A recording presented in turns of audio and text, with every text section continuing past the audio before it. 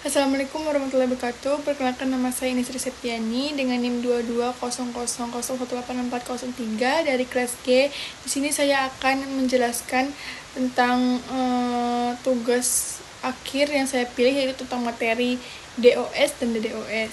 Di sini ada pengertian dari DOS. DOS adalah serangan yang menggunakan satu komputer atau koneksi internet untuk membanjiri target. Serangan ini lebih mudah dilakukan dan diblokir karena hanya melibatkan satu perangkat saja. Kemudian DDoS adalah serangan yang menggunakan beberapa komputer atau mesin untuk membanjiri target. Serangan ini lebih sulit dilakukan dan diblokir karena melibatkan banyak perangkat.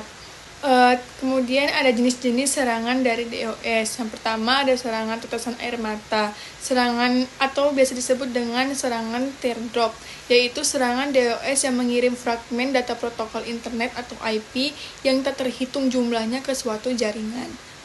Ketika jaringan mencoba mengompilasi ulang fragmen tersebut ke dalam paket aslinya, ia tidak dapat melakukannya. Misalnya, penyerang dapat mengambil paket data yang sangat besar dan memecahkan menjadi beberapa fragmen agar dapat disusun kembali oleh sistem yang menjadi target. Namun, penyerang mengubah cara paket tersebut dibongkar untuk membingungkan sistem yang menjadi target, yang kemudian tidak dapat menyusun kembali fragmen-fragmen tersebut menjadi paket yang asli. Yang kedua, ada serangan banjir. Serangan banjir adalah serangan DOS yang mengirimkan beberapa permintaan koneksi ke server, tetapi kemudian tidak merespon untuk menyelesaikan jabat tangan. Misalnya, penyerang dapat mengirim beberapa permintaan untuk terhubung sebagai klien. Tetapi ketika server mencoba mengkomunikasikan kembali untuk memverifikasi koneksi, penyerang menolak untuk merespon. Setelah mengulangi proses tersebut berkali-kali, server menjadi sangat kebanjiran permintaan yang tertunda sehingga klien yang sebenarnya tidak dapat terhubung dan server menjadi sibuk atau bahkan mogok. Yang terakhir atau yang ketiga yaitu ada serangan fragmentasi IP. Serangan fragmentasi IP adalah jenis serangan DOS yang mengirimkan paket jaringan yang diubah sehingga jaringan penerima tidak dapat menyusunnya kembali. Jaringan menjadi macet dengan paket-paket yang besar yang tidak tersusun, menghabiskan semua sumber dayanya. Kemudian ada jenis-jenis serangan DDoS. Yang pertama ada serangan volumetrik. Serangan volumetrik adalah jenis serangan DDoS yang digunakan untuk menargetkan sumber daya bandwidth. Misalnya, penyerang menggunakan botnet untuk mengirim paket permintaan dalam jumlah besar ke suatu jaringan, sehingga bandwidth-nya kewalahan dalam permintaan Gamma Internal Control Message Protocol atau ICMP-nya. Hal ini menyebabkan layanan melambat atau bahkan berhenti total. Kemudian yang kedua ada serangan protokol. Serangan protokol adalah jenis serangan DDoS yang mengeksploitasi kelemahan pada lapisan 3 dan 4 model OSI. Misalnya, penyerang dapat mengeksploitasi urutan koneksi TCP, mengirimkan permintaan tetapi tidak menjawab seperti yang diharapkan atau menanggapi dengan permintaan lain menggunakan alamat IP sumber palsu. Yang ketiga atau yang terakhir yaitu serangan berbasis aplikasi. Serangan berbasis aplikasi adalah jenis serangan DDoS yang menargetkan layer 7 model OSI. Contohnya adalah serangan slow loris, di mana penyerang mengirimkan sebagian permintaan hypertext transfer protokol atau HTTP yang tidak menyelesaikannya. Header HTTP dikirim secara berkala untuk setiap permintaan, yang mengakibatkan sumber daya jaringan menjadi terikat. Penyerang melanjutkan serangannya hingga tidak ada koneksi baru yang dapat dibuat oleh server. Jenis serangan ini sangat sulit dideteksi oleh alih-alih mengirimkan paket yang rusak. Ia mengirimkan paket yang tidak lengkap dan menggunakan sedikit atau tidak ada bandwidth. Kemudian ada contoh kasus, yaitu serangan DDoS pada situs GitHub. Pada tahun 2018, salah satu platform pengembangan perangkat lunak terbesar di dunia, GitHub menghadapi serangan DDoS yang masif. GitHub menyediakan layanan hosting untuk proyek perangkat lunak open source, dan situs ini menjadi target yang menarik bagi penyerang.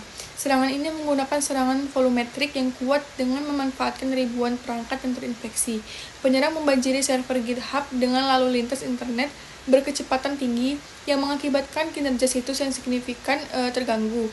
Meskipun tim keamanan GitHub berhasil merespon dengan cepat, serangan ini menyebabkan beberapa gangguan layanan. Penggunaan yang mencoba mengakses atau berkolaborasi dalam proyek open source di GitHub mengalami kesulitan.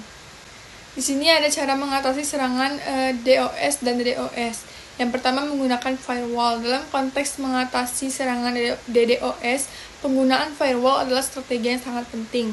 Firewall berfungsi sebagai barikade pertama dalam pertahanan jaringan. Ini bekerja dalam menganalisis lalu lintas yang masuk dan keluar dari jaringan Anda dan memutuskan mana yang diperbolehkan dan mana yang harus diblokir. Dalam menghadapi serangan DDoS, firewall dapat membantu dengan memblokir lalu lintas yang mencurigakan atau berlebihan yang dapat menjadi ciri serangan dari DDoS. Selain itu, firewall dapat mengatur batasan lalu lintas yang masuk ke server Anda, yang dapat membantu dalam melakukan mitigasi dampak dari serangan DDoS yang berusaha membanjiri server dengan permintaan yang berlebihan. Kemudian menggunakan CDN atau Content Delivery Network. Penggunaan CDN adalah strategi yang efektif dalam menghadapi serangan DDoS. Saat penggunaan mengakses situs web Anda, CDN akan menyajikan konten situs tersebut dari server terdekat daripada server utama Anda. Dalam konteks serangan DDoS, CDN dapat membantu dengan 3 cara. Yang pertama, CDN dapat mendistribusikan lalu lintas dari situs web Anda ke server-server CDN yang terletak di berbagai tempat sehingga mengurangi tekanan pada server utama Anda. Yang kedua, ada CDN dapat melakukan filtrasi lalu lintas dan mendeteksi serangan DDoS yang mencurigakan, mengarahkannya menjadi server dari server utama Anda.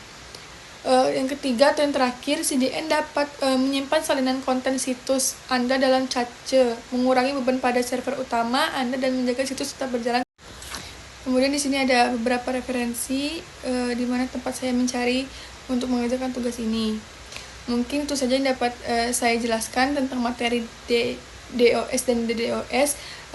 Kurang lebihnya mohon dimaafkan. Kepada Allah manapun. Wabillahi taufiq wal hidayah. Wassalamualaikum warahmatullahi wabarakatuh.